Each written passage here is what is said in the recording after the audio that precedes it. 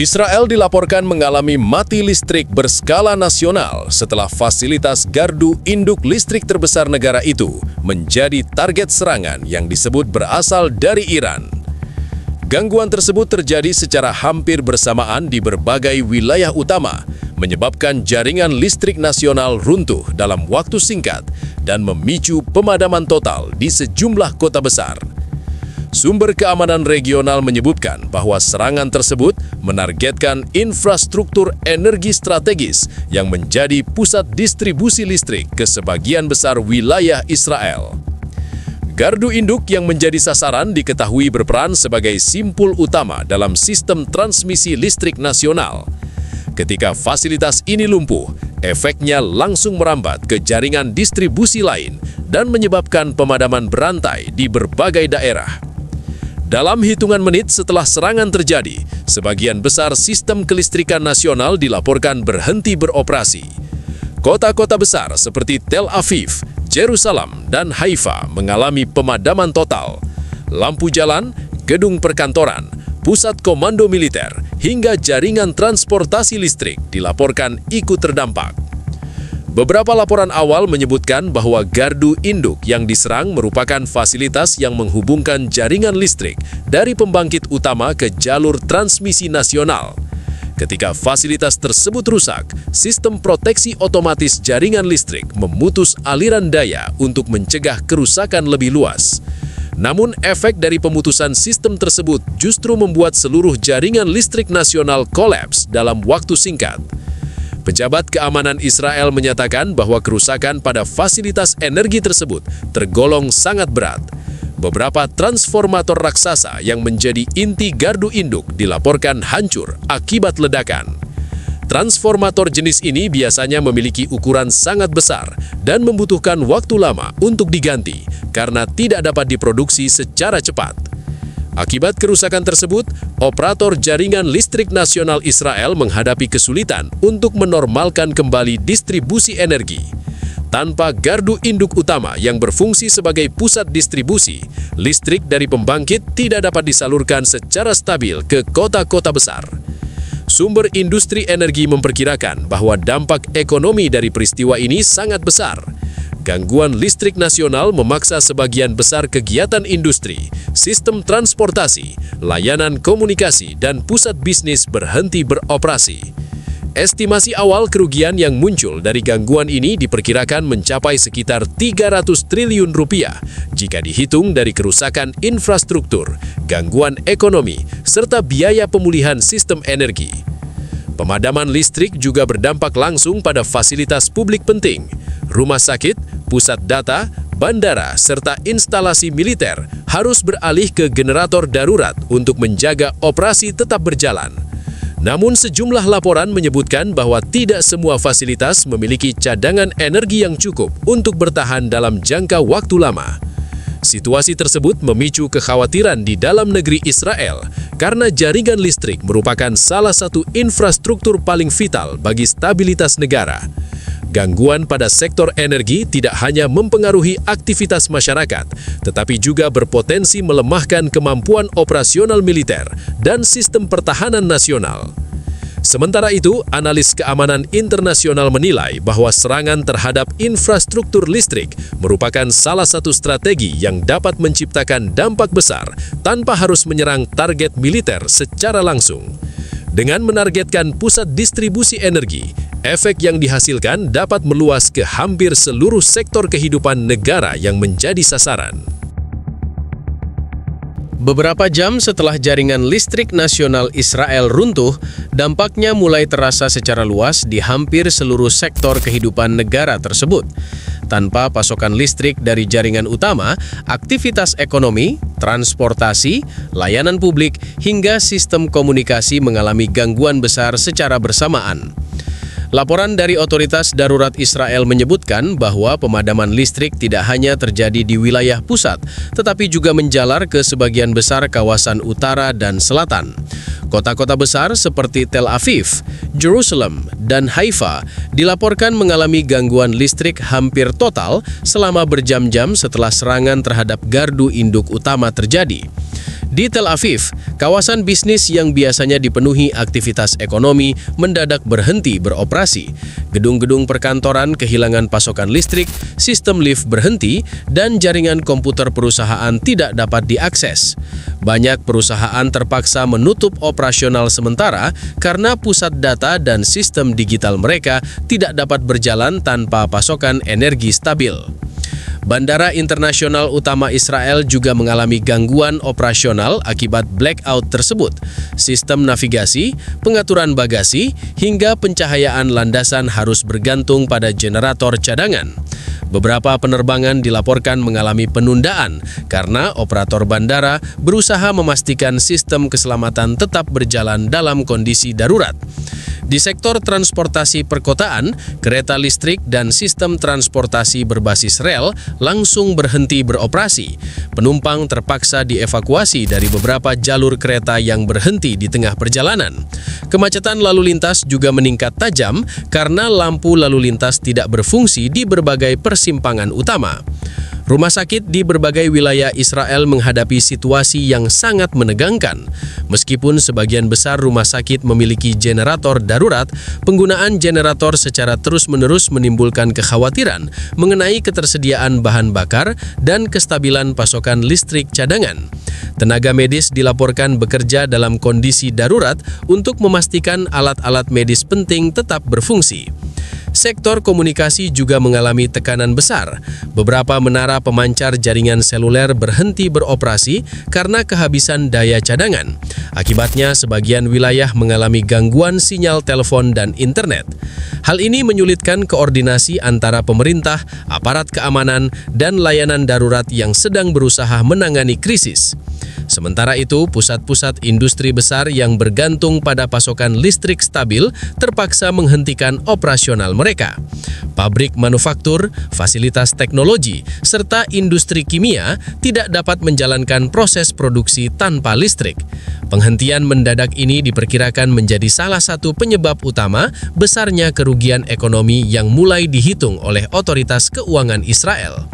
Menurut estimasi awal dari analis ekonomi regional, gangguan listrik berskala nasional dapat menyebabkan kerugian yang sangat besar dalam waktu singkat. Kerusakan pada infrastruktur listrik utama, penghentian aktivitas industri, gangguan sistem perdagangan, serta biaya pemulihan jaringan energi diperkirakan mendorong total kerugian hingga mencapai sekitar 300 triliun rupiah. Mati listrik total di Israel akibat serangan terhadap gardu induk terbesar negara itu tidak hanya menimbulkan kerugian ekonomi yang masif, tetapi juga memicu krisis strategis dan tekanan politik yang serius. Infrastruktur listrik nasional yang lumpuh dalam skala sebesar ini membuat hampir seluruh sistem vital negara berhenti beroperasi, termasuk sistem keamanan, komunikasi, transportasi, dan layanan publik penting. Di level pemerintahan, blackout nasional ini memaksa Kabinet Keamanan Israel untuk segera mengadakan rapat darurat. Menurut sumber yang dekat dengan pejabat tinggi, sebagian besar pertemuan dilakukan melalui komunikasi terbatas karena jaringan telekomunikasi juga terdampak pemadaman. Dalam kondisi ini, koordinasi antar kementerian, lembaga pertahanan, dan aparat intelijen menjadi jauh lebih sulit.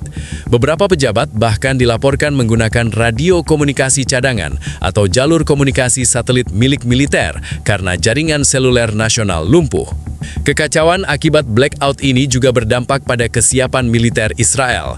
Pangkalan militer yang biasa menerima pasokan listrik dari jaringan nasional terpaksa mengandalkan generator darurat yang kapasitasnya terbatas dan tidak dapat mendukung operasi besar dalam jangka panjang. Aktivitas latihan, sistem radar, pengisian senjata, hingga koordinasi logistik militer ikut terganggu. Hal ini menyebabkan kerentanan signifikan terhadap potensi ancaman eksternal selama proses pemulihan berlangsung.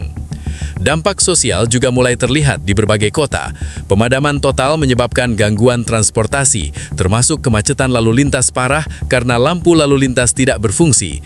Stasiun kereta dan transportasi berbasis listrik terhenti, memaksa ribuan penumpang menunggu berjam-jam atau dievakuasi.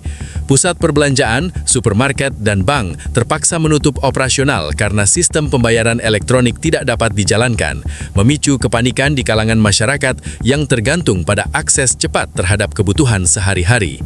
Rumah sakit meskipun dilengkapi generator cadangan menghadapi tekanan besar, mesin ventilator, peralatan bedah, dan sistem pendingin obat-obatan kritis harus dikelola secara manual atau dengan pasokan generator terbatas.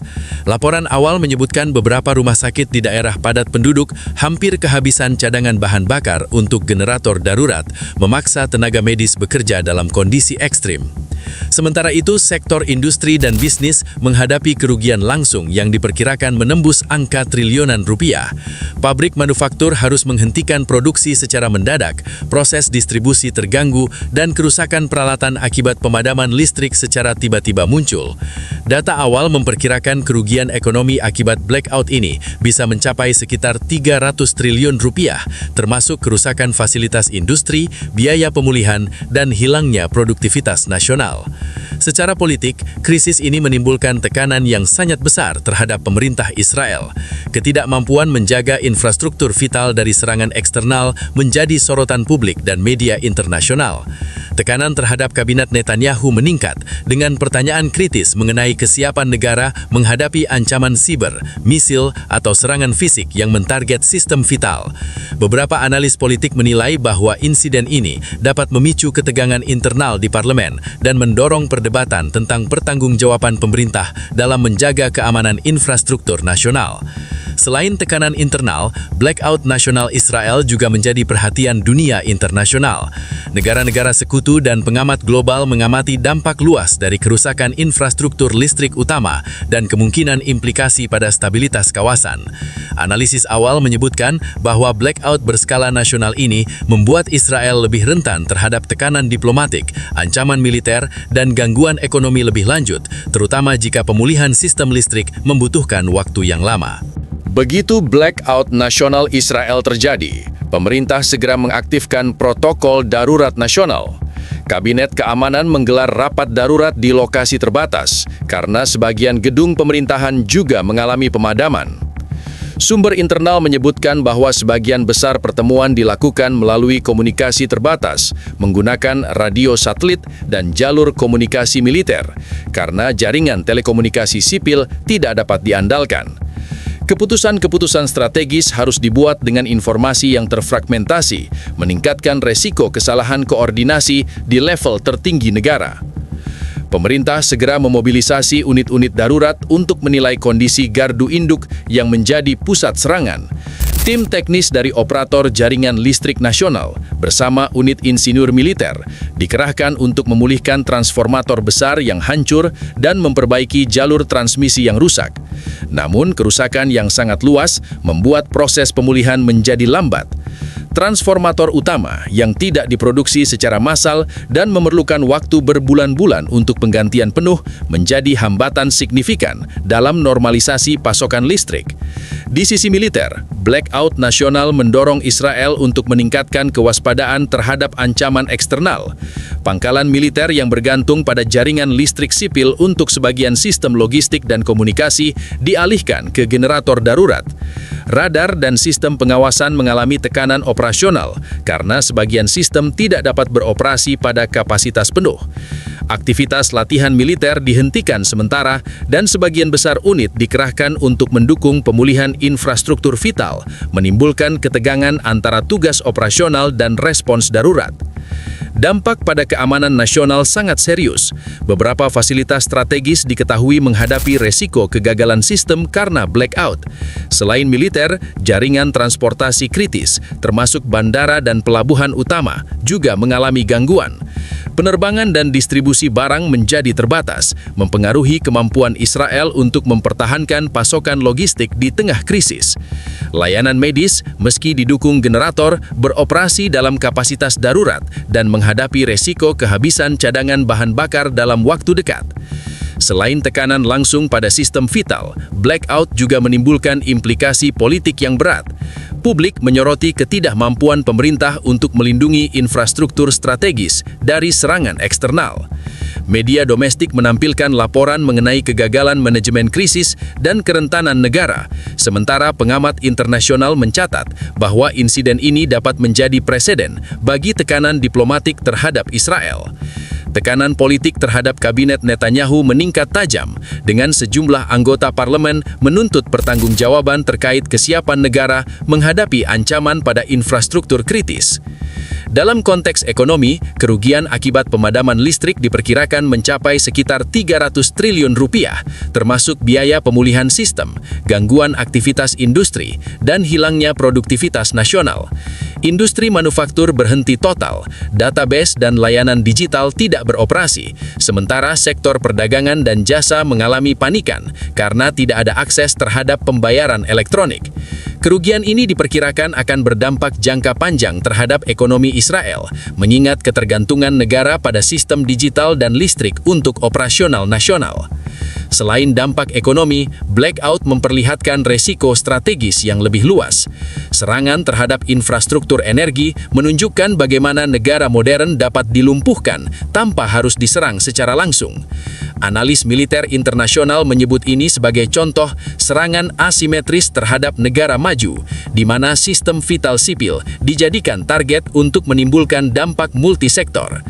Kejadian ini memaksa Israel dan sekutunya untuk meninjau ulang strategi pertahanan, sistem proteksi infrastruktur kritis, dan kesiapan menghadapi serangan serupa di masa depan.